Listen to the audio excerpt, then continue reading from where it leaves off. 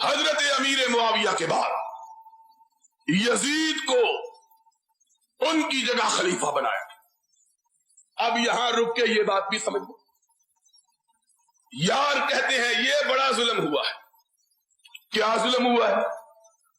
کہتے ہیں باپ کے بعد بیٹے کو خلافت مل گئی.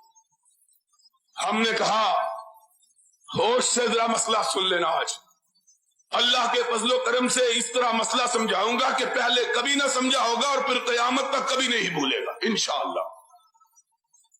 یہ بات خلافت باپ کے بعد کس کو مل گئی؟ بیٹے. ملا باعث گلا پھاڑ پڑ کر کہتا ہے اسلام کی تاریخ بدل گئی. کیا بدل گئی؟ ابھی باپ کے بعد بیٹا حکمران ہو گیا, اسلام تبدیل ہو گیا. میں کہتا ہوں اگر میں اہل حدیث کا بیٹا, اہل سنت کا فرزند یہ بات کہوں تو شاید اس بات کا کوئی وزن ہو, شاید اس بات کا کوئی وزن ہو. اس لیے کہ ہمارے نزدیک باپ کے بعد بیٹا خلافت کا حقدار نہیں ہوتا. باپ کے بعد بیٹا خلافت کا حقدار. ہمارے نزدیک امامت وراثت کی چیز نہیں ہے. ہمارے نزدیک امامت وراثت کی چیز اس لیے کہ کائنات کے انسان جب فاروق اعظم کے آخری لمحات میں فاروق اعظم کی بارگاہ میں آئے اور آ کے کہا فاروق اس دنیا سے جا رہے ہو, اپنے باپ اپنے بیٹے عبداللہ ابن عمر کو جو سرور کائنات کا صحابی, نبی کے پیچھے نمازیں پڑھنے والا, حضور کی قیادت میں جنگیں لڑنے والا, سرور کائنات کی زبان اقدس نے جس کی تعریف کی ہے, اس کو مومنوں کا امیر بنا دو. تو فاروق نے آنکھ اٹھا کے جواب دیا نہیں نہیں, میں قیامت کے دن اپنے رب سے یہ نہیں سننا چاہتا کہ میرا رب جب مجھ سے پوچھے کہ عمر امت کی باغ دوڑ کس کو دے کے آیا تھا, تو میں یہ نہیں سننا چاہتا کہ جواب میں یہ کہا جائے کہ اپنے بیٹے کو دے کے آیا تھا. نہیں نہیں, میں کہنا چاہتا ہوں رب کی بارگاہ میں اللہ میں اس کمیٹی کو سونپ آیا تھا جس کمیٹی کے ارکان کو تیرے نبی نے اپنی زبان اقدس سے جنت کی بشارت عطا فرمائی تھی, اپنے بیٹے کو نہیں دینا چاہتا. اور جس نے اصول وضع کیا تھا, سن لو آج اللہ کی رحمت سے یہ مسئلہ بھی, جس نے کنبا پروری خیش پروری کی جڑ کاٹی تھی یہ کہہ کر کہ جب وقت آخر آیا مجوسی نے آپ کی پشت مبارک پہ خنجر کا وار کیا, آپ زخمی ہو کر گرے, موت کی بے ہوشیاں طاری ہوئی, تو آپ نے اس وقت ان لوگوں کو بلایا جن کو نبی کائنات نے نام لے کے جنت کی بشارت دی تھی. کل کتنے لوگ تھے؟ 10. فاروق کے زمانے میں کتنے زندہ تھے؟ 7. 8 میں خود فاروق تھے, 7 تھے زندہ, 8 میں خود, کل 10 تھے.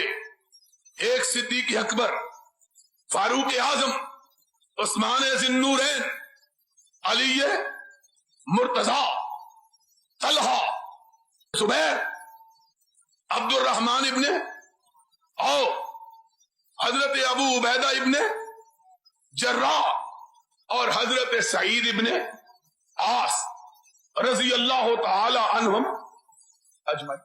صدیق بھی فوت ہو چکے تھے اور حضرت ابو عبیدہ ابن جراح رضی اللہ تعالی عنہ بھی فوت ہو چکے تھے. باقی کتنے؟ 8. باقی کتنے؟ 8.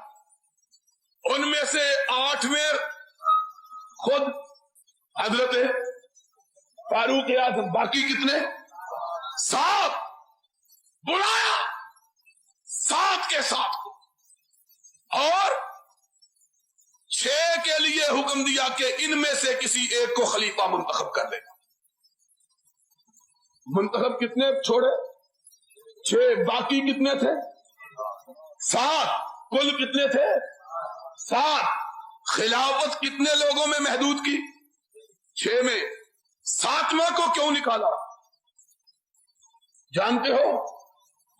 6 کو مقرر کیا، عثمان کو، علی کو، کتنے؟ 2.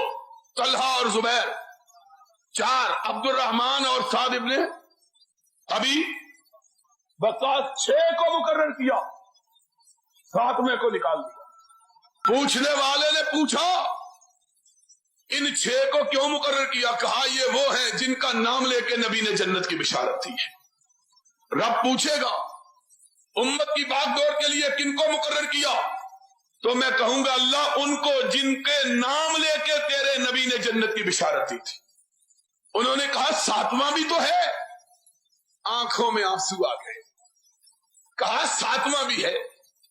کہا اس کو کیوں نہیں رکھا؟ کہا اس کو اس لیے نہیں رکھا کہ یہ عمر کا بہنوئی ہے، یہ عمر کا بہنوئی ہے. اور میں قیامت کے دن چاہتا ہوں کوئی یہ نہ کہے کہ آتے ہوئے مسلمانوں کے اقتدار کے لیے جو کمیٹی بنائی تھی اس میں اپنے رشتہ دار کو بھی رکھ دیا تھا.